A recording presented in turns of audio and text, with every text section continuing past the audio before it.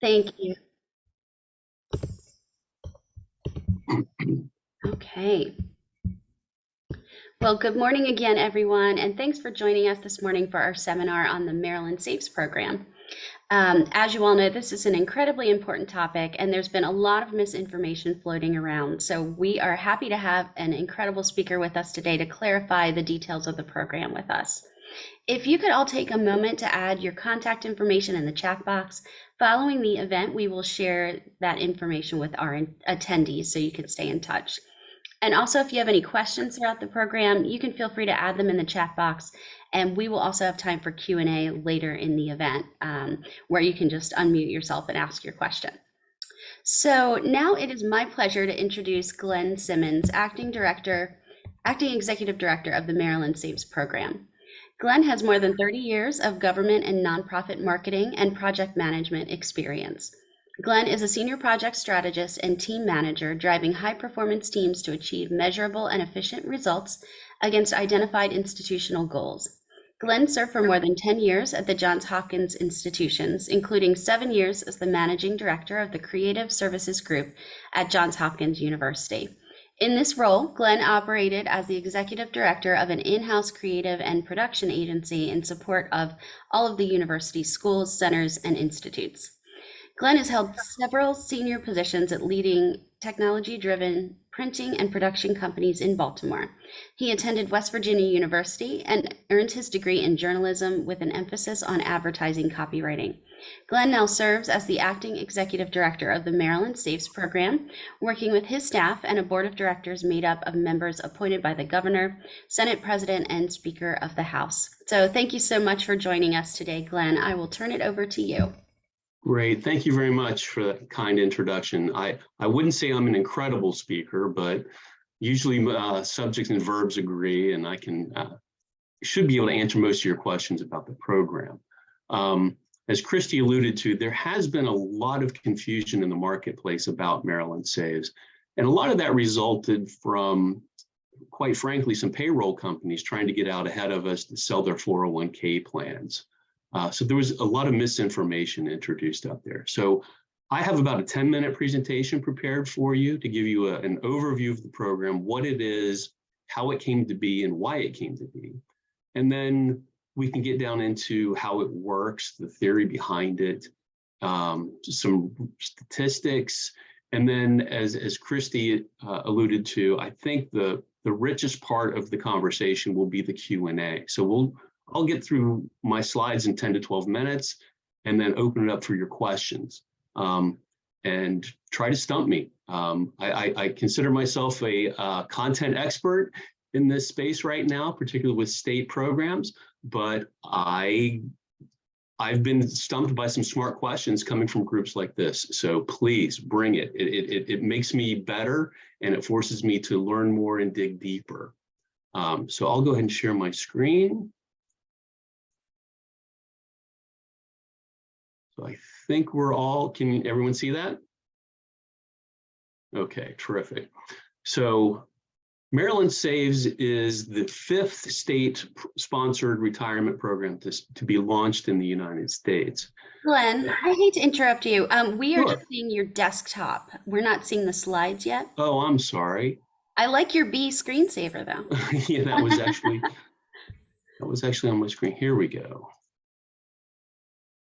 How's that? Better? Okay. Yes, we can see it now. Thanks. Thank you. So Maryland is the 5th state-sponsored retirement program to launch in the United States. And the reason that these programs are starting to pop up, actually there are 42 states right now somewhere in the process of standing up a program, is there is a retirement crisis. You've probably heard about this. There's some clever names out there in the market. Some people call it the silver tsunami.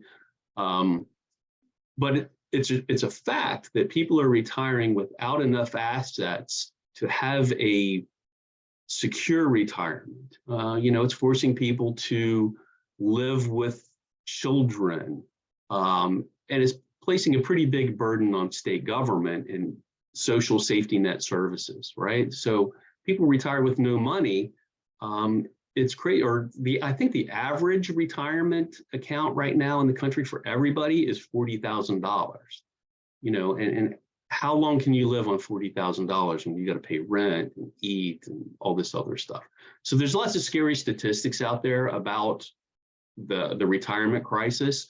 The scariest one I saw is AARP came out with a study a few months ago, maybe 6 months ago, and 48% of people in the country, so nationwide, 48% age 55 and older have $0 saved for retirement. So this is a real thing, and it affects all of us because when social services kick in, that means tax dollars are being paid, and we're all paying taxes to pay for this. So state governments got tired basically of waiting for the feds to do something about this. So many states are experimenting with a solution to help people retire with some assets. So that's what we're about. And in Maryland, there's about 1 million workers right now that don't have access to a retirement plan through their work. And that's important because the data also shows if somebody has access to a retirement plan through their work, they're 15 times more likely to participate. That's a big number, even 100%, 200%, but 15 times more likely to participate. So that's why these programs are being set up and why they're being designed. And here in Maryland, so the bill was passed in 2016, and there's some really nice features in this legislation. And I'm not a big legislative person. I didn't really start reading actual laws until I started reading our own laws that created this program. So this program was written, the legislation was written to be as inclusive as possible. So basically to allow any business or any sole proprietor or even a contract worker, a 1099 contract worker, to participate in the plan if they choose to, right? So the language is all businesses that pay their employees through a payroll system or service are required to offer a retirement plan. And this language is very nebulous on purpose. That's to allow as many people as possible to participate, right? So there's some confusion about that language. Am I required? Am I not required? It's basically written that way so you can participate if you want to. Other state programs have financial penalties for non-compliance with their laws.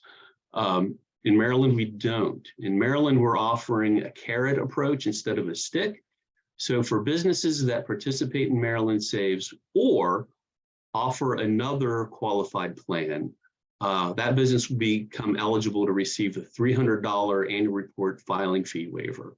And that's every year that the business participates in MarylandSaves or offers a plan. So it's a carrot rather than a stick.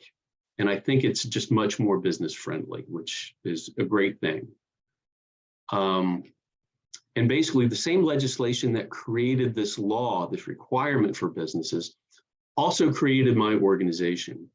And our task was to design a plan that is free and as easy as possible for businesses to, the word is facilitate. And we can get into some of that later right now, because the way these programs are designed, it protects the employer. And what I mean by that is when an employer participates in MarylandSaves, they're not really making a choice to offer MarylandSaves. They're complying with the law, right? And that's important because another feature that MarylandSaves has is we take fiduciary and legal responsibility away from the employer, right? And that's important because that's one of the top reasons why employers don't offer a retirement plan, because they don't want the legal liability. They don't want the administrative burden. And oftentimes many of them are afraid of the cost. It can cost $2,500 and up to offer a 401k plan. So our program takes all three of those things away as much as possible. There still is a little bit of administrative work to do, which we can talk about later, but our program minimizes that. I have a little chart prepared that'll show you what I mean there. So what is Maryland Saves? Who is it for? So it's a requirement for employers that do not already offer a plan, right? But again, there's not a real penalty on the back end if you don't comply with the law. You just don't get that $300 annual report filing fee. But the other thing that employers like to hear is it's completely voluntary for the employees, right? So the requirement to participate in Maryland Saves is businesses register their business, enter some information about their payroll, how often they do it, do they work with a payroll provider? That's important because sometimes we have integrations with payroll providers. We have integrations with QuickBooks Online, which is probably the biggest one for small businesses, and it makes it really easy to administer Maryland Saves because you can do it right through the QuickBooks Online interface. But employers also like to they like to know that their employees, I'm sorry, aren't required or locked into this program, and they're in complete control, right? So we can talk about the employee options later on, but employees can opt out. They can say, you know, I need every nickel. I don't want this to be involved with this. They can just opt out right away. So if an employer enrolls and uploads the information about all of their employees, we reach out to them, tell them they have a retirement plan now. And if all of the employees opt out, nobody participates, the employer is still eligible for the $300 annual report filing fee waiver because they did their part in facilitating the program. The whole law in our program is just about extending retirement coverage to the citizens of Maryland. And if you do it with our program, that's great. I mean, that makes us really happy. But if businesses start other retirement plans because they don't want to be involved with the state-sponsored plan, that's also fun. Start a 401k, extend that coverage to your employees. It's still a win for the state. Everybody wins. And another point to be made here on this slide is the investment vehicle we use for these retirement plans is a Roth IRA. So those are after-tax contributions. They are owned by your employees. It doesn't go into any big money fund with the state. It has nothing to do with the state pension fund, nothing else. It belongs to the individuals, and they are complete control with that. We decided to use Roth IRAs because the majority of people that participate in our program, sometimes they're going to, you know, life happens and they need to tap into some money. So we've built in $1,000 emergency savings fund into our plan as a default. Again, some employees think that's great. Some employees say, I already have an emergency savings fund. I want to start investing right away. They can do that. They're in total control of how their money gets invested.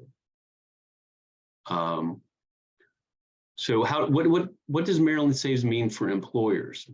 Well, again, it's the solution. It's an easy solution for employers to be in compliance with the law. That's how we designed this program. And employers have no fiduciary or legal responsibility and minimal administrative burden for it. Businesses don't need to educate their employees about the program. Once we receive contact information for the employees, we reach out to them, let them know about the program, what their options are, how it works, how to log on to their account, how to manage it. We have some financial literacy tools available. We'll be expanding that as the program matures. But really, we don't want employers answering questions about the program. We want all of those calls to come to our call center. And again, this is all about protecting the employer, right? We don't want the employer to be seen as making a choice to offer this. They're simply facilitating a state plan and being in compliance with the law. And then the last block over there is we've gotten feedback from a lot of our early adopters that small businesses feel that they are now more competitive because they can offer a retirement plan to their employees and it doesn't cost them anything. So the words free and easy for employers are real. And we took that very seriously when we designed this program. So here's that chart that I alluded to earlier about taking the administrative burden off of employers. If an employer wants to start their own plan, a 401k or something similar to that, there's a list of things that they have to do, and it's a lot. You have to do an investment policy, you have to do plan documents, select a plan administrator, and you can farm a lot of these things out, but you get charged for them. There's a 5,500 IRS form that you have to fill out every year, and that's a burden. It can take a lot of time, but with Maryland Saves, employers don't need to do any of this.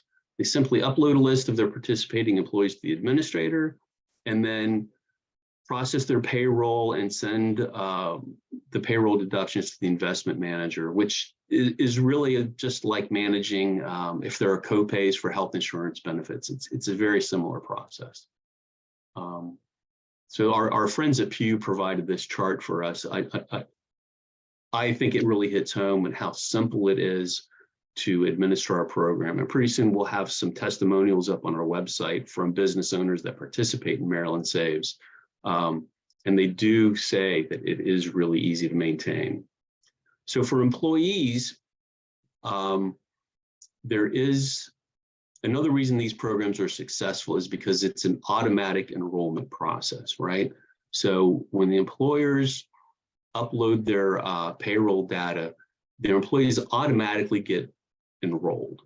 There's a 30-day waiting period, and within that 30 days, we reach out to your employees at least 3 times to let them know, hey, congratulations, you now have a retirement plan. Here's how it works. It's a Roth.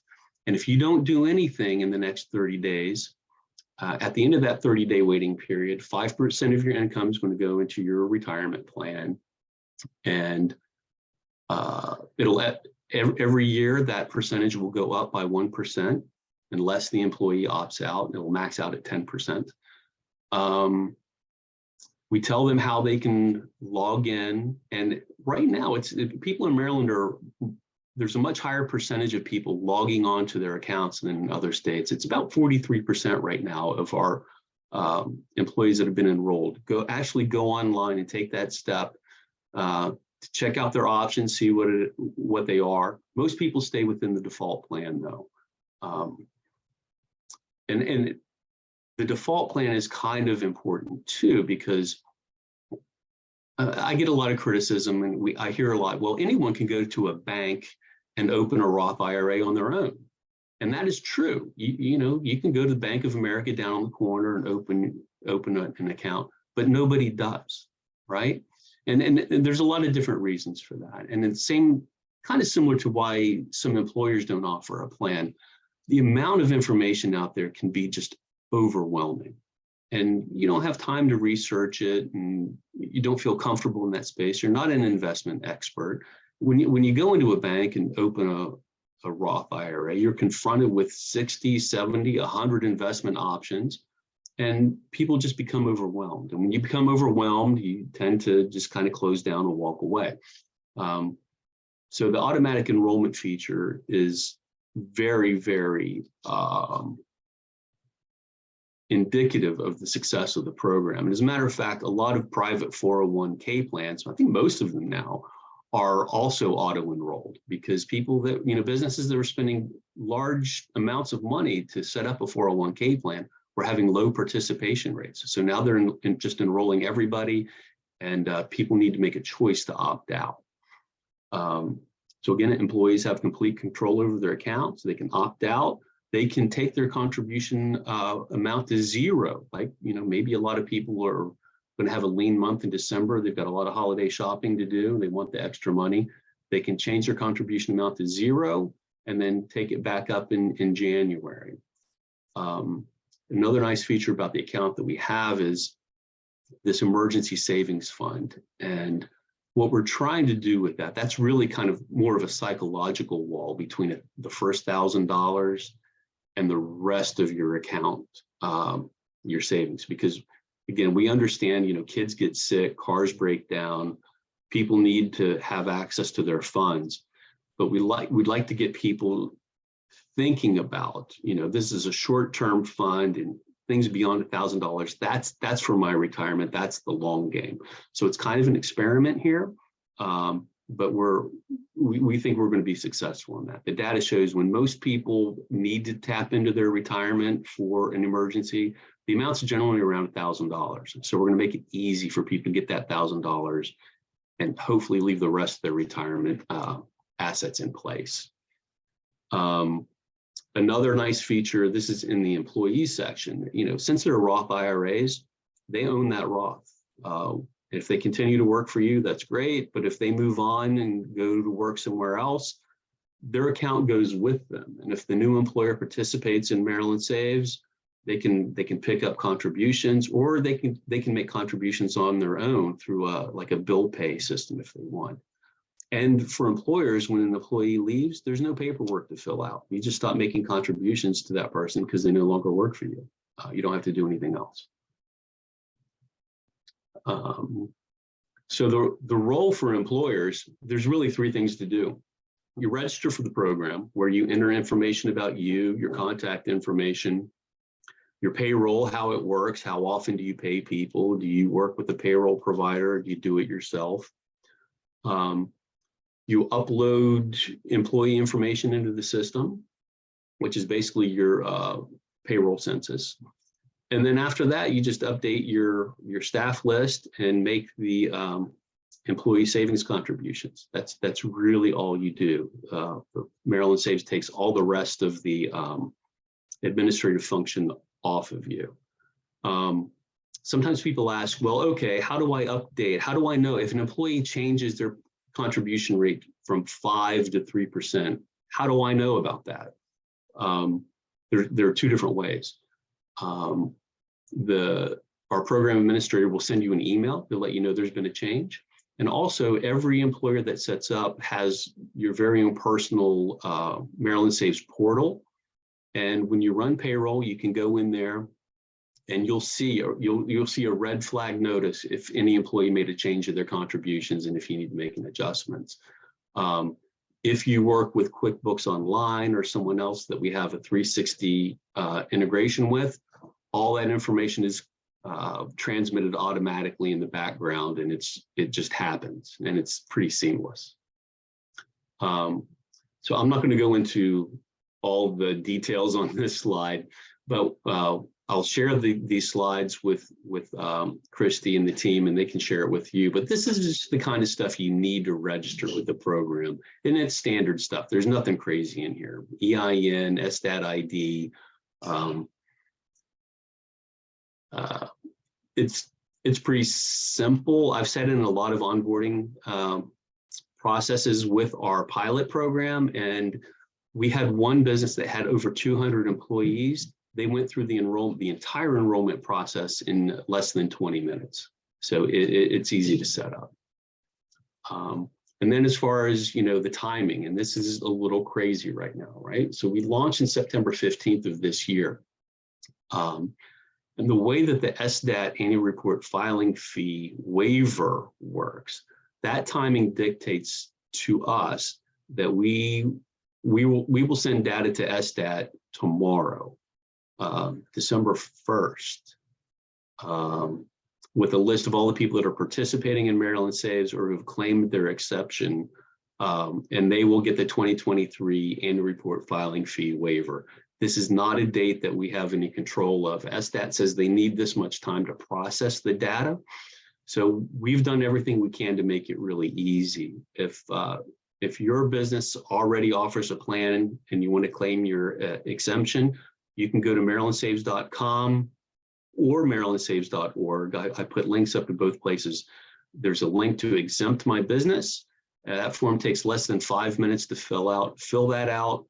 By tomorrow, we will send that information to SDAT, and you'll be on the list to receive that $300 waiver. If for some reason you can't do it by tomorrow, you'll be put in the queue to receive the waiver in 2024. So I think that's all I have in my deck. And at this point, we can open up to questions because I'm sure you have a lot. I know Great. Marco is going to have some questions. Great, thanks, Glenn. I know we do have a question from Matt Hauser. Matt, do you want to unmute and ask your question?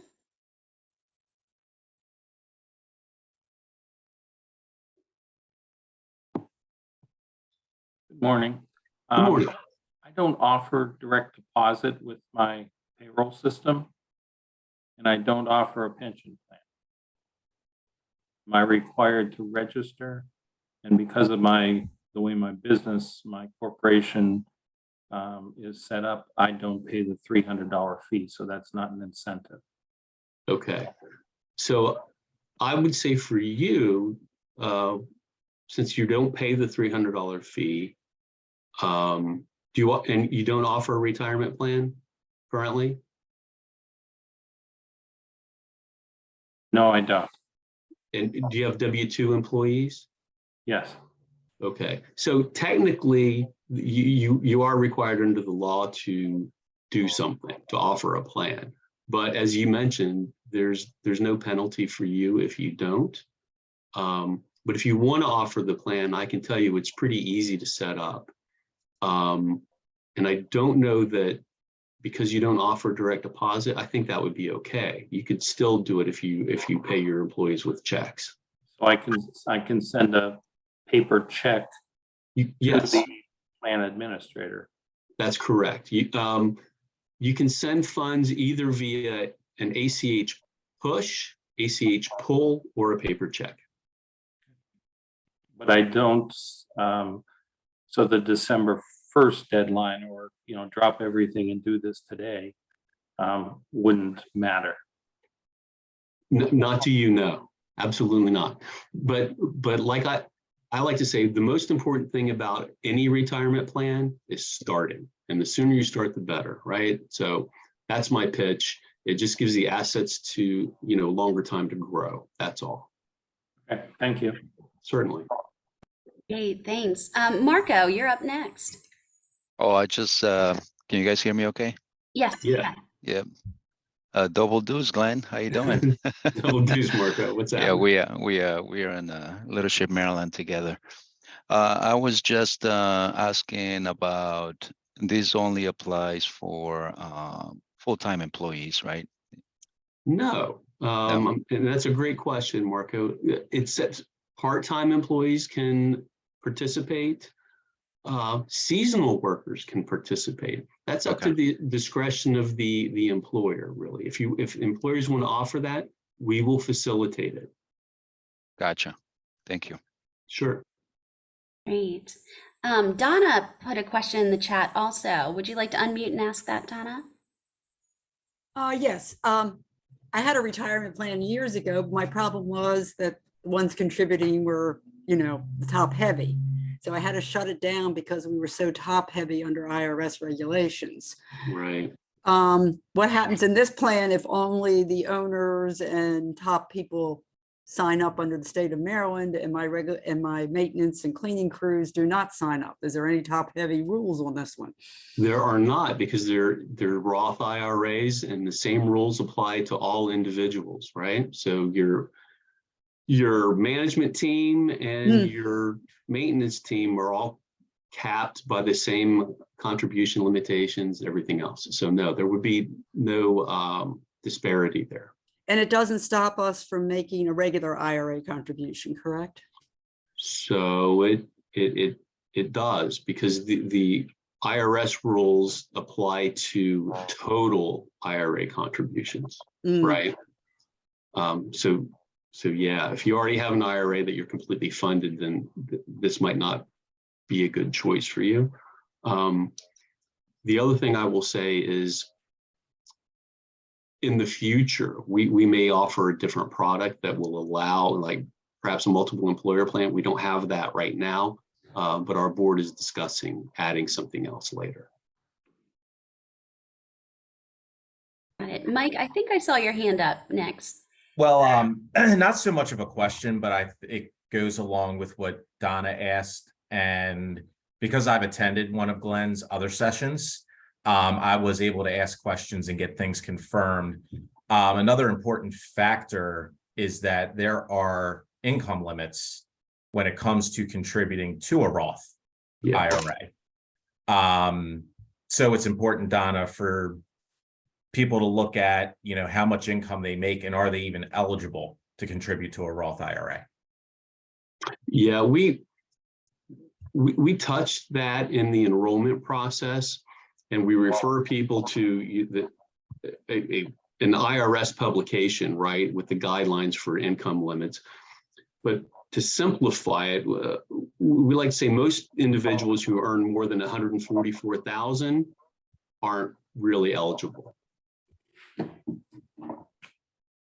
Gotcha. Matt, I think, yeah, go ahead.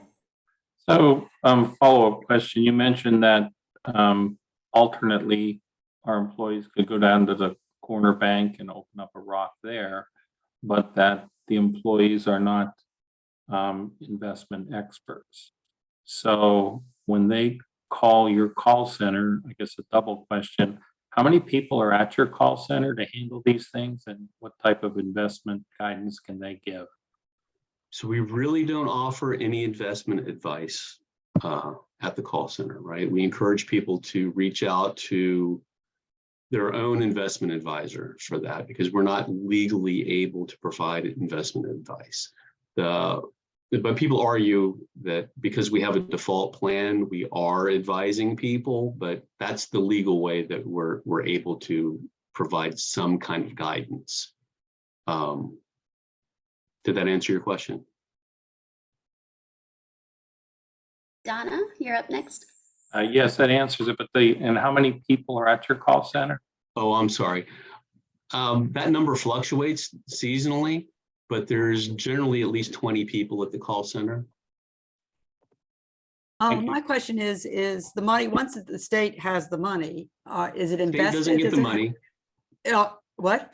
The state does not get the money. Where's the State's not involved. It's all private industry investment folks. Okay, so there is a rate of return on the money they put in? There is. And so in the emergency savings fund right now, we have an insurance product there that we use for that, and the return is 2% right now, which you're not getting that at any bank right now. And then the other funds are like BlackRock target date funds. There's a State Street index bond fund, and there is a T. Rowe Price global stock fund. And all of the returns and the pricing is available on our website. Okay.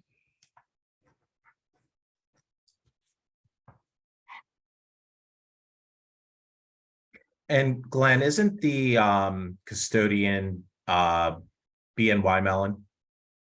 Yes. So our program administrator is a company called Vestwell State Savings, and the actual custodian is BNY Mellon, and they've trillions of dollars under management, and all of the insurance to back all of that up.